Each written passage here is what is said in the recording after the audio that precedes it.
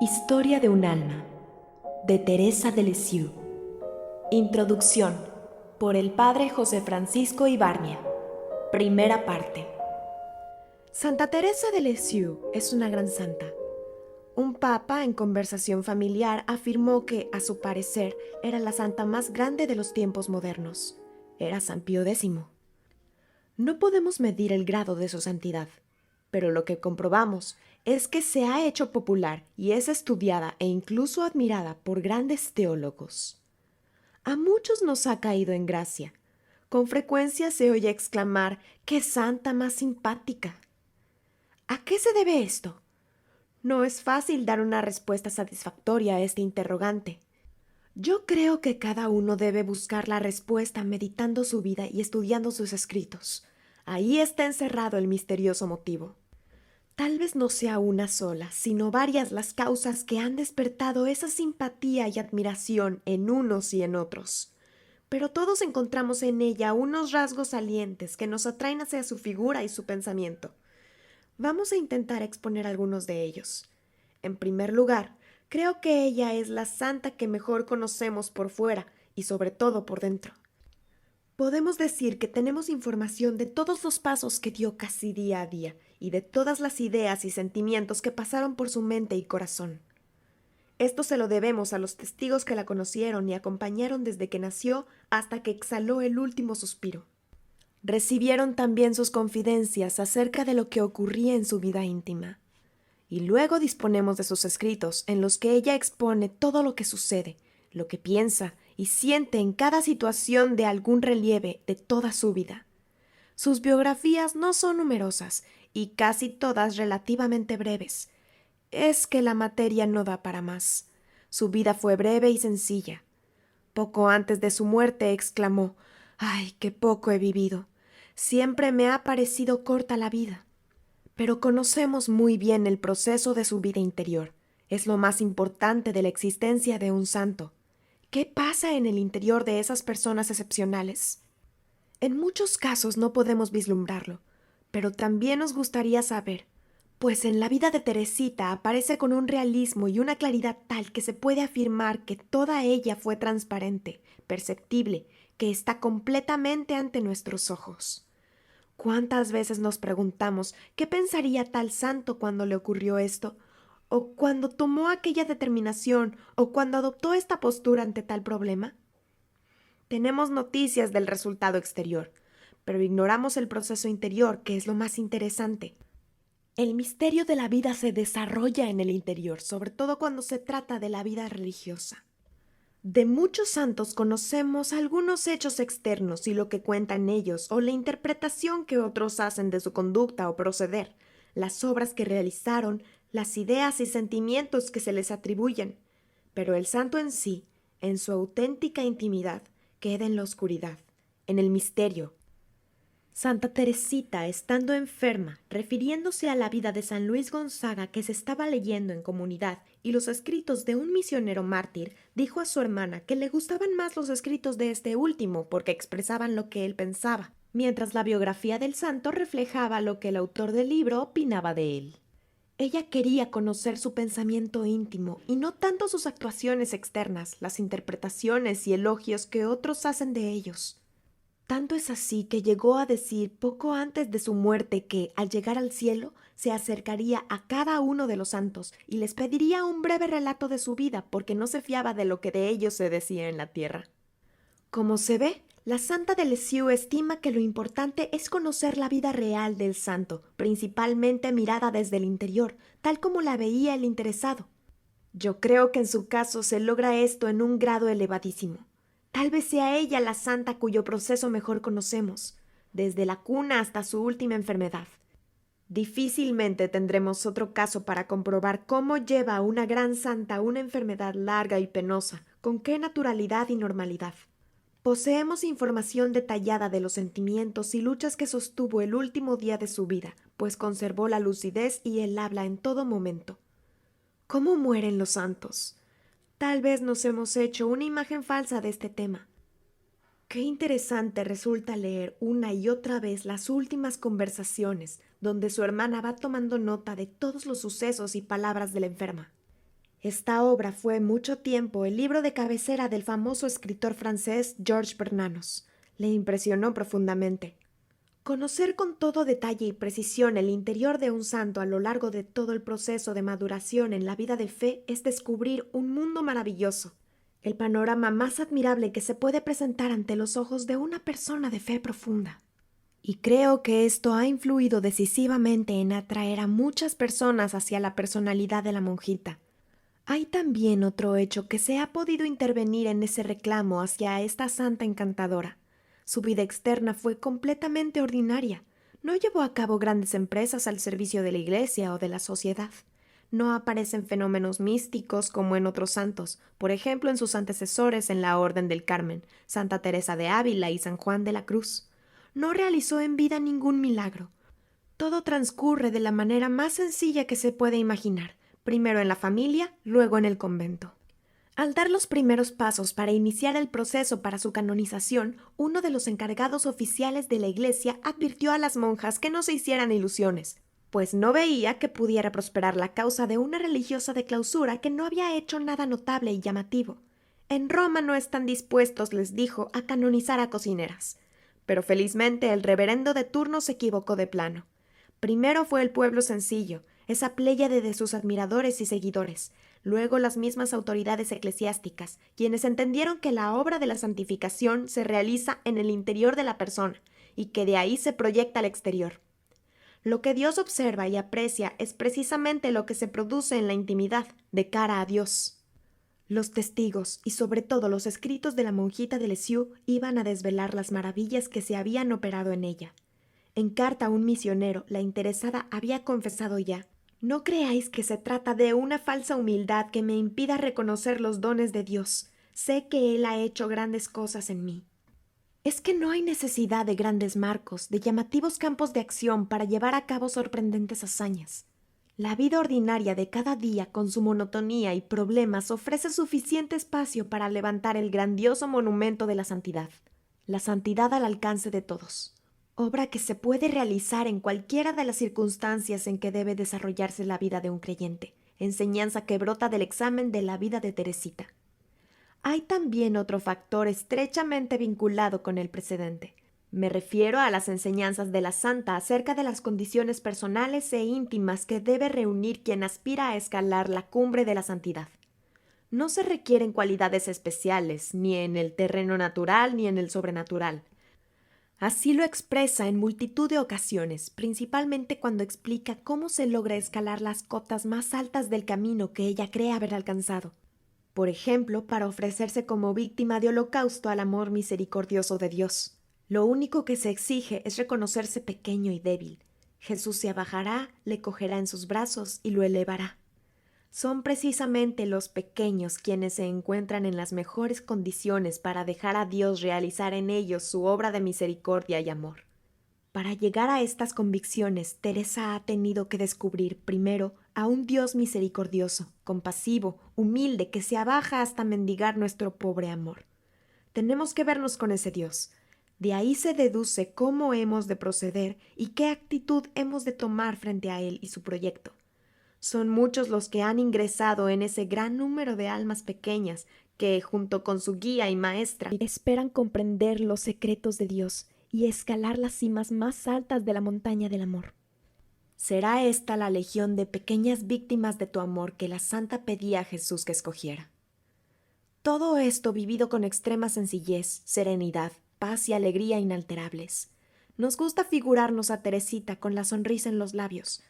Es cierto que en muchos momentos de su vida no le resultaba fácil dibujar semejante gesto, pero aún entonces sentía en el fondo de su alma una alegría que ella califica de no gustada.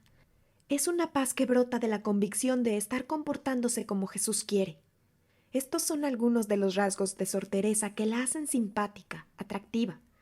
Como se ve, no son cualidades puramente naturales. No nos llama la atención porque es una monjita joven, sonriente y alegre.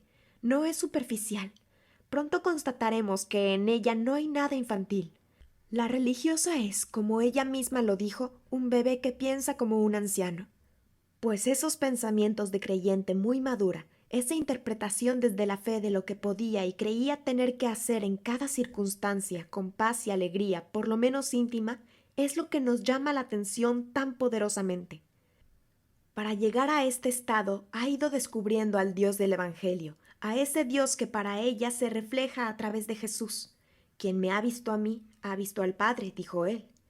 Teresa no entiende la santidad como una serie de obras que tenemos que ejecutar o vicios que extirpar. Su planteamiento es más sencillo.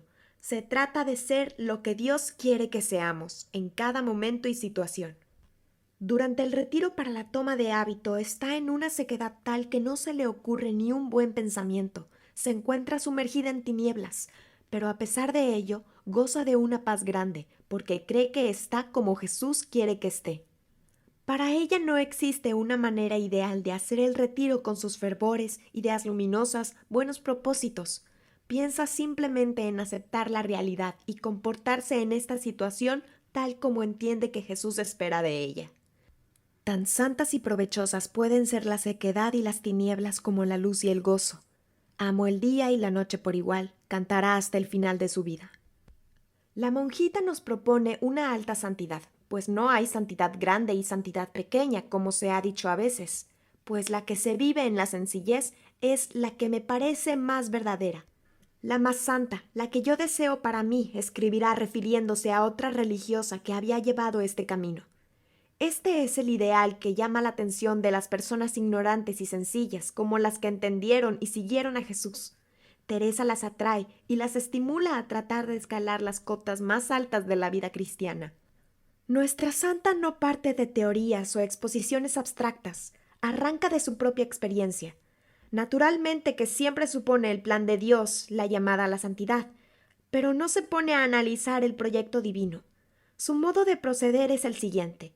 Constata y reconoce su propia pobreza e impotencia, pero esto no la desanima. Está segura de que Dios la ama y que las aspiraciones de llegar a ser una gran santa son realizables. Si no, Dios no se las hubiese inspirado. Él no sugiere ideas irrealizables. Por lo tanto, tiene que ser santa tal como es. ¿Cómo se realiza esto? Aquí está su gran descubrimiento.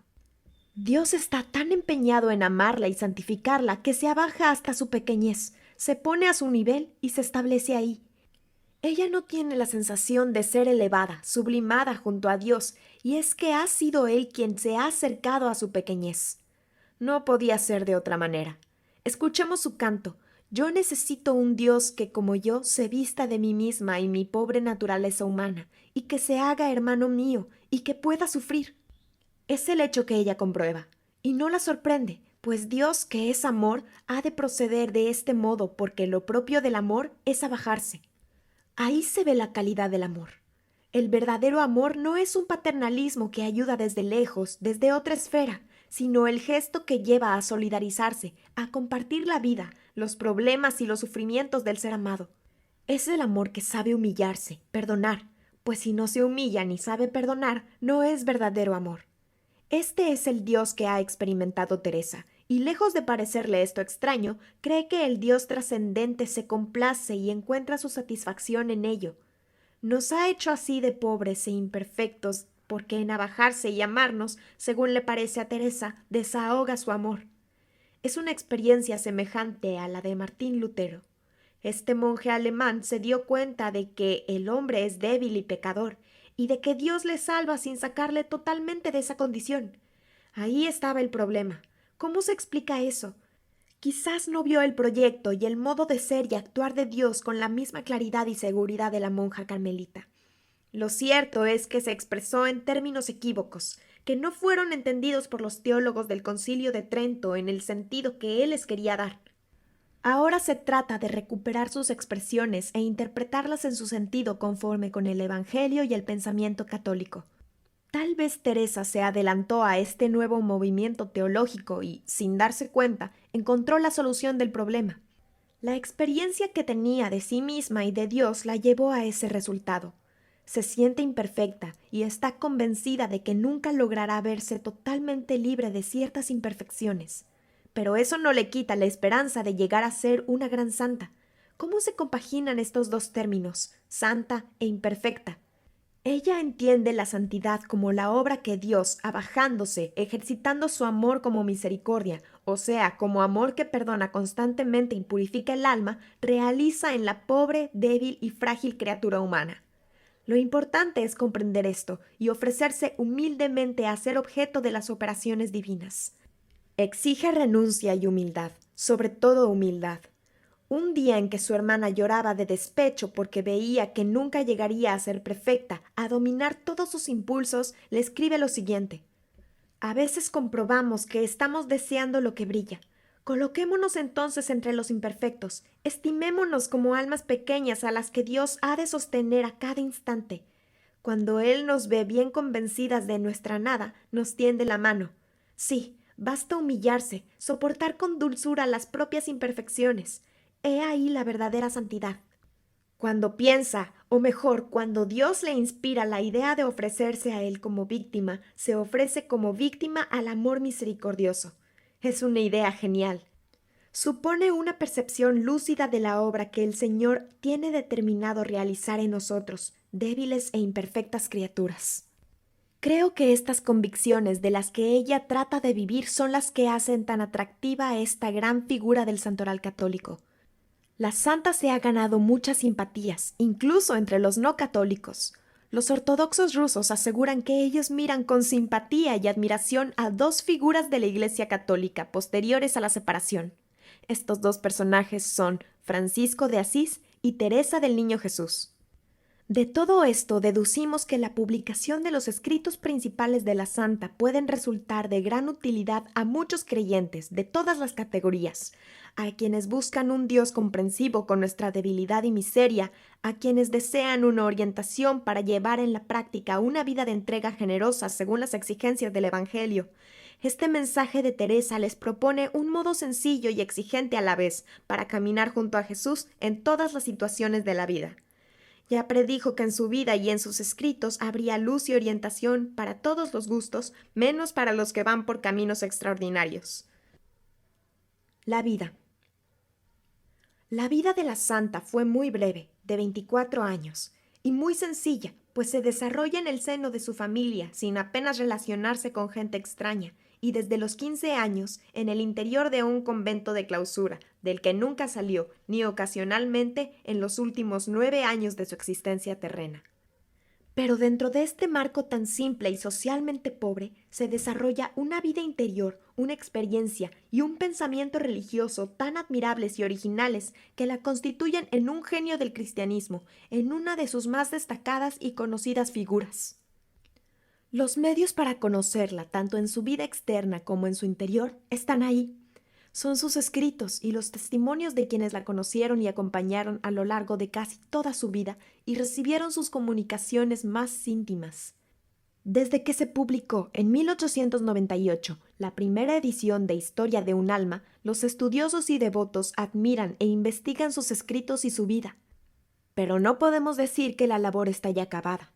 Siempre van apareciendo pequeños secretos, tesoros inapreciables que aportan algo nuevo o desconocido y que atribuyen a lo que podamos sondear más profundamente su espíritu. Recientemente se han publicado sus obras completas, donde viene todo lo que se ha conservado de sus escritos y los testimonios más íntimos y fidedignos de quienes la conocieron. En esta fuente encontramos el mensaje extraordinario que Dios ofrece a los hombres y mujeres de nuestro tiempo por medio de esta mensajera suya que es Teresa de Lisieux. Ella no se preocupó más que de conocer cada vez mejor a Dios, a Jesús por la lectura del Evangelio. En cierta ocasión dijo a las novicias que ella leía los Evangelios para conocer el carácter de Dios. Y a ese Dios, a quien va conociendo cada vez mejor, procurará corresponderle con la mayor generosidad. Asistida por el Espíritu Santo, a quien le gusta comunicarse a los pequeños, hizo grandes descubrimientos para iluminar su propia vida, tomar la postura adecuada de cara a los problemas que tenía que afrontar. Muchos de sus hallazgos tienen validez para nosotros. Por ello recurrimos a sus experiencias, a sus luces, para que nos iluminen el camino que nos toca recorrer. Su vida y doctrina posee la característica de ser pura experiencia. No escribió ningún tratado sistemático. Expone el camino que le tocó recorrer, los problemas que tuvo que enfrentar, las luces que recibió para conocer y entender su propia situación y por qué lado he de correr. Esto posee el encanto de ser todo historia, todo vivido, experimentado, nada de supuesto ni conjeturado, nada de soñado, nada de utopía no realizada. En todos sus escritos y vida resalta el realismo. Nos descubre su propia vida como en una película. Las soluciones que ha encontrado a los problemas, cómo ha salido del trance en momentos de dificultad y oscuridad. Situaciones iguales o muy semejantes a las de la vida de cada uno de nosotros. Teresa despierta a la vida, de 1873 a 1877. A nuestra santa le ha ocurrido algo semejante a San Antonio. Este franciscano nació en Lisboa, pero se le llama de Padua porque fue en esta ciudad donde se desarrolló la parte más importante y eficiente de su vida y apostolado. A Teresa la denominamos de Lisieux, pero no nació en ese lugar, sino en Alençon, pequeña ciudad provinciana de Normandía. Cuando la niña vino al mundo, la localidad contaba con unos 16,000 habitantes. Sus padres se llamaban Luis Martín y Celia Guerin. Ambos procedían de familias de militares. Luis nació en 1823 en Burdeos, mientras su padre recorría las tierras de España con el cargo de capitán en el ejército de los 100,000 hijos de San Luis, que vinieron a poner fin al trienio constitucional de 1820 a 1823 y restaurar la monarquía absolutista de Fernando VII.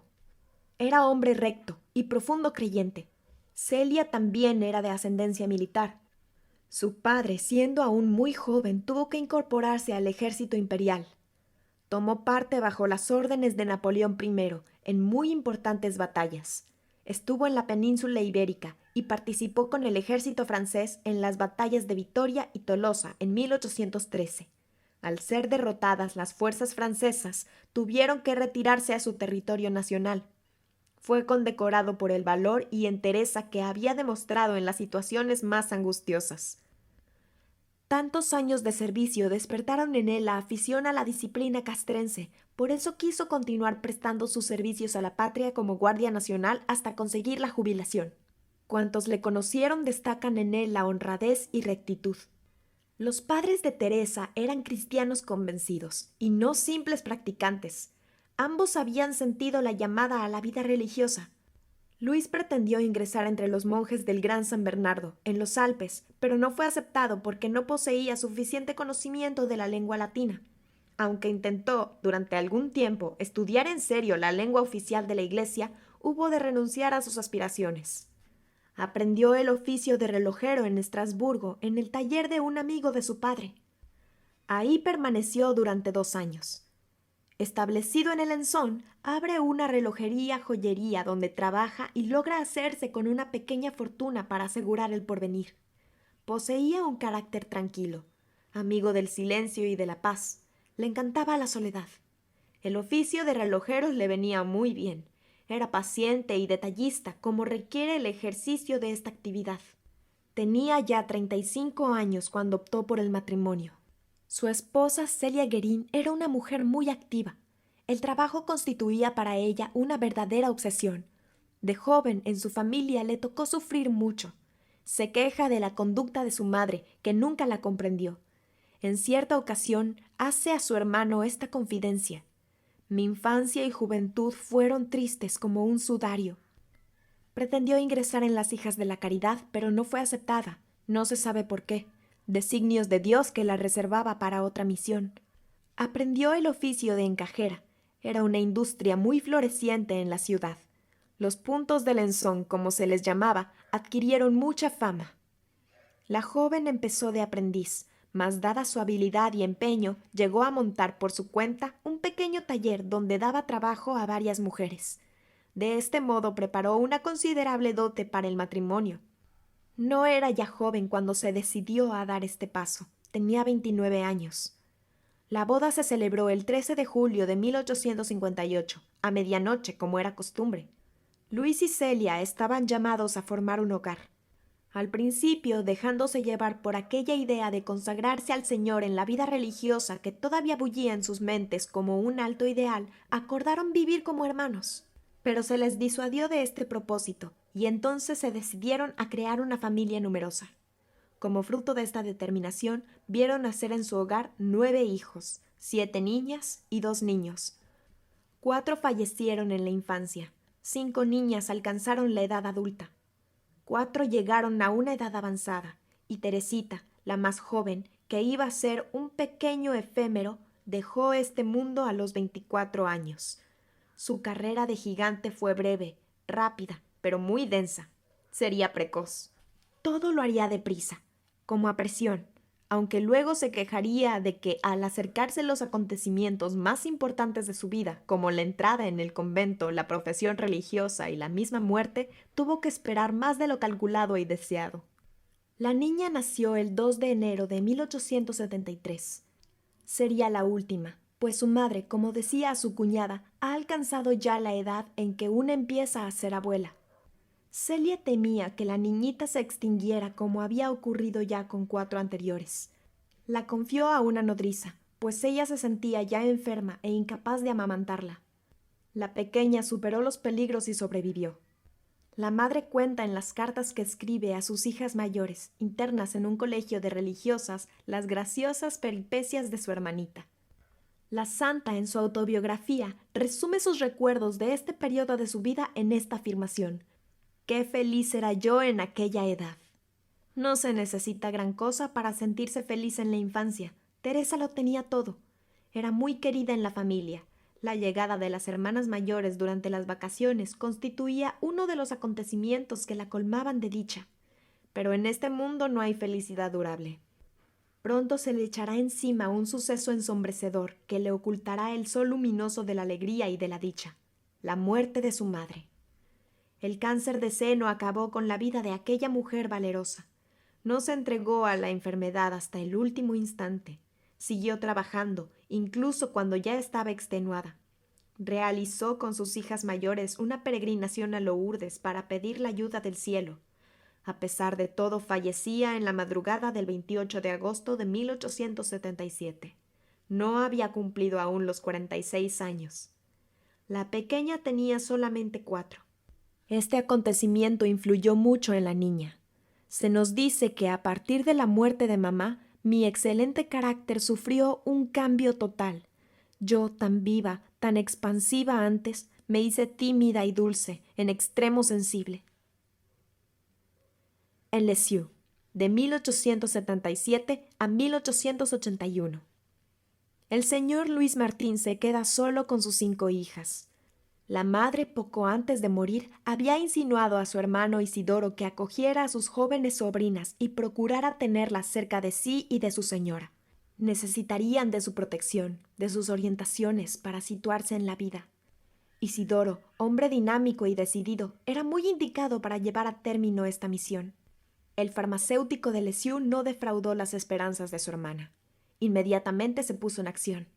Alquiló una bonita casa, separada de los demás edificios, a la que dieron el nombre de Les Bisonets. Está cerca del centro de la ciudad y a poca distancia de la casa del tío, que vivía ahí al frente de su farmacia.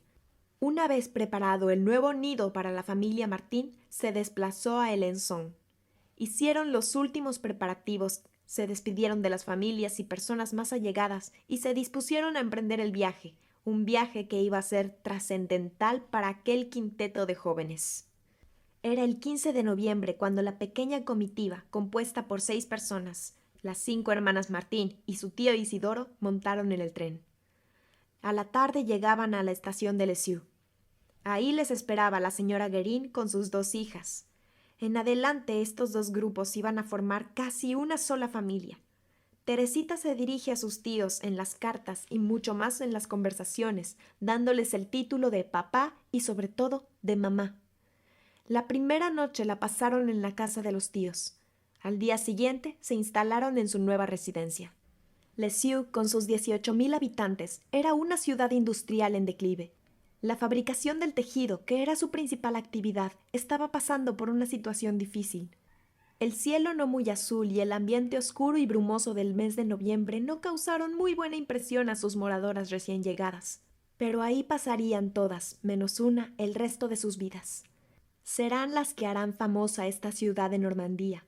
y la que ahora es una niña de 4 años será universalmente conocida como Santa Teresa de Lisieux. Pronto se organiza la vida en la casa. Las dos mayores, terminados ya sus estudios, se ponen al frente de las actividades. Las otras dos, Leonia y Celina, ingresan en el colegio de las benedictinas. La más pequeña se queda en casa, cuidada y dirigida por sus dos hermanas mayores, sobre todo por Paulina. Para algo, al quedarse huérfana de madre, la había escogido por su segunda mamá. No echaba en falta su antigua casa y ambiente de su ciudad natal. Al recordar 18 años más tarde este traslado, escribe: «No me apenó en modo alguno la salida del Enzón. A los niños les gustan los cambios. Vine contenta a Lisieux». Ciertamente el cambio no le impresionó. Es que en realidad no era tan grande. Los miembros de la familia eran los mismos, el ambiente íntimo no había sufrido modificación alguna. La única novedad era la cercanía y familiaridad con los tíos y las primas. Este entorno, muy femenino, prácticamente sin contacto con niños o muchachos, sería el campo donde se desarrollaría la vida de la niña y adolescente Teresa. La jornada estaba muy bien organizada bajo la dirección de las dos mayores. El padre permanecía casi al margen, pero todas abrigaban un gran respeto hacia él. Era realmente venerado, pero le trataban con gran confianza y familiaridad. Tomaron la determinación de tutearle. La pequeña experimentó grandes alegrías en este periodo. Ella, que fue muy sensible y tenía muy buena memoria, nos recuerda algunos de los acontecimientos que le dejaron una marca indeleble en su vida. Cuenta la impresión que le causó el mar al contemplarlo por primera vez. También afloran a su memoria los paseos que hacía al campo con su padre, las visitas a las iglesias. Poco a poco iba entrenando en la vida real y seria. Recibió una buena formación humana y religiosa de acuerdo con su edad y los tiempos. Algunos de los acontecimientos que ha recordado en su libro son su primera confesión, la primera comunión de su hermana Celina y unas pequeñas aventuras suyas. Todo ello llenaba de encanto la vida de la niña. Más tarde, refiriéndose a la vida que llevaba durante estos años, la califica de tranquila y feliz. La salida ordinaria es a la casa de los tíos, donde tiene dos primitas que la acompañan.